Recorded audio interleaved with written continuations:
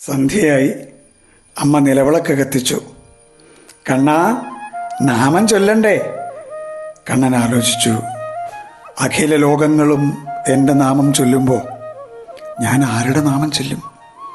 പൂതനാമോക്ഷം കഴിഞ്ഞപ്പോൾ ആ രാക്ഷസിയുടെ മാറിൽ നിന്ന് ഗോപികമാരെന്നെ എടുത്തുകൊണ്ട് ഓടി.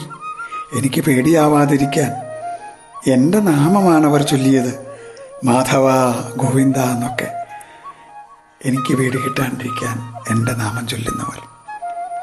ഞാൻ ഒരു കാര്യം ചെയ്യാം, ബലരാമേട്ടൻ്റെ നാമം ചൊല്ലാം. എനിക്ക് ഏറ്റവും ഇഷ്ടമായിട്ടുള്ള നാമാണത്.